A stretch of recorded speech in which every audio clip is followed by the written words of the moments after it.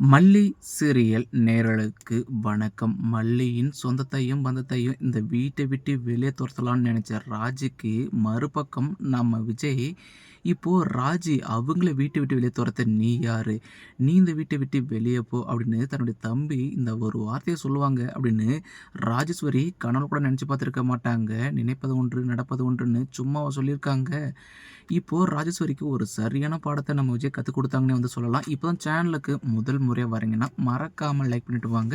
வீடியோக்குள்ளே போயிட்டு என்னதான் நடக்குதுன்னு பார்ப்போம்னு பார்த்தா, ஒரு பக்கம் நம்ம மல்லி இருந்துட்டு எப்போவுமே யார் மேலேயும் எந்த ஒரு பொறாமையும் வைக்க மாட்டாங்க, எதுவும் பண்ண மாட்டாங்க இல்லையா. யார் என்னதான் கெட்டதை செஞ்சாலும் அவங்களுக்கு நல்லது தான் வந்து செஞ்சுட்டு போவாங்க. அப்படி இருக்கும்போது ஒருத்தரை மட்டும் தலையில் தூக்கி வச்சோம், இன்னொருத்தரை தரையில் படுக்க வச்சோம் நம்ம மல்லிக்கு பழக்கமே கிடையாது. ஏன்னா இப்போ விஜய்க்கு மட்டும் காஃபி ஸ்பெஷலாக போயிட்டு போய் கொடுத்தா அங்கே ராஜேஸ்வரி இருந்துட்டு ஏதாச்சும் ஒன்று பேசுவா. அதுக்காக தான் நம்ம மல்லி இருந்துட்டு எல்லாருக்கும் இப்போ சரிசமமாக காப்பி போட்டு கொண்டு போய் கொடுக்குறாங்க இல்லையா. அந்த ஒரு சமயத்தில் இந்த ராஜேஸ்வரி ஆல்ரெடி விஜய் நீ மல்லி மீது கோபமாக தானே இருக்கிற, இன்னும் அவன் மீது உனக்கு கோபத்தை அதிகமாக்குறேன். ஒரு பக்கம் இந்த மல்லியை இந்த வீட்டை விட்டு வெளியே துரத்தணும், அது மட்டும் இல்லாமல் அவளை ஒட்டி உறவாடின்னு இந்த வீட்டில் தங்கியிருக்க அந்த மயிலையும் நாகுவையும் இந்த வீட்டை விட்டு வெளியே துரத்தணும். எங்கிருந்தோ வந்து இந்த வீட்டில் வந்து ராஜ்யம்மா கொண்டாடுறாங்க அப்படின்னு இந்த ராஜேஸ்வரி நினச்சது மட்டும் இல்லாமல் காப்பி தட்டி விட்டதும் நம்ம மல்லிக்கு கோவம் வந்துடும். மறுபக்கம் ஏன் ராஜி ஒன்று வேணான்னா வேணான்னு வந்து சொல்லு, மறுபக்கம் எதுக்கு தட்டி அதை வந்து வேஸ்ட் பண்ணுற அப்படின்னு வந்து கேட்கும்போது, அப்போது நான் அப்படி தான் பண்ணுவேன், எனக்கு பிடிக்கல, எனக்கு கை இருக்குது கால் இருக்குது, என்னால் வந்து எனக்கு என்ன தேவையோ அதை என்னால் வந்து சமைச்சிக்க முடியும். மற்றபடி ஒன்றும் இல்லாத இருக்காங்க பார்த்தியா உன் அண்ணி உன் தங்கச்சி, அவங்களே வேணா என்பது கொடு அப்படின்னு சும்மா இருக்கிறவங்களே சுரண்டி விடுவாங்கன்னு வந்து சொல்லுவாங்க இல்லையா. அந்த ஒரு விஷயத்த தான் இந்த ராஜ் இருந்துட்டு பண்ணுறாங்க.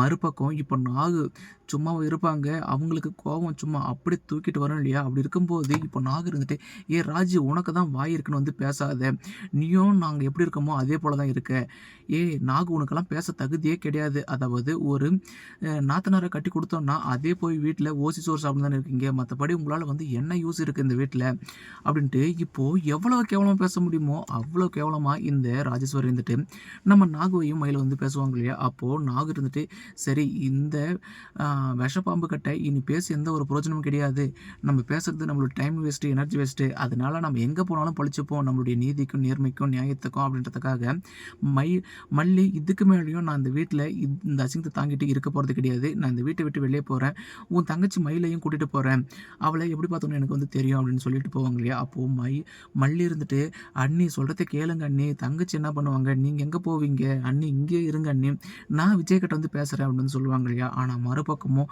இல்லை மல்லி நீ எதுவும் பேச வேண்டாம், விஜய் தம்பி நான் சொன்னால் புரிஞ்சுப்பாங்க, ஆனால் வேலை இருக்குது தான், விஜய் தம்பி என்ன நம்பி ஒரு வேலை கொடுத்துருக்காங்க தான், அதை நான் நல்லா பார்த்துக்கணும் செய்யும் தான், மற்றபடி அதில் எந்த ஒரு குறையும் வைக்க மாட்டேன், ஆனால் இந்த வீட்டில் இருக்க மாட்டேன் அப்படின்னு வந்து சொல்லிட்டு கிளம்புவாங்க இல்லையா. அந்த ஒரு டைமில் தான் நம்ம விஜய் இருந்துட்டு நாகு மயில் எங்கே கிளம்பிட்டீங்க அப்படின்னு வந்து கேட்கும்போது, என்ன விஜய் தம்பி எதுவும் தெரியாத போல கேட்குறீங்க, உங்களுடைய அக்கா ராஜ் இருந்துட்டு என்ன வார்த்தை கேட்டாங்க தெரியுமா, அதுவும் அந்த அசிங்கத்தை அவமானத்தெல்லாம் கேட்டுட்டு எனக்கு இந்த வீட்டில் இருக்க எனக்கு என்ன சூடு இல்லையா சொரணம் இல்லையா அப்படின்னு கேட்பாங்க இல்லையா.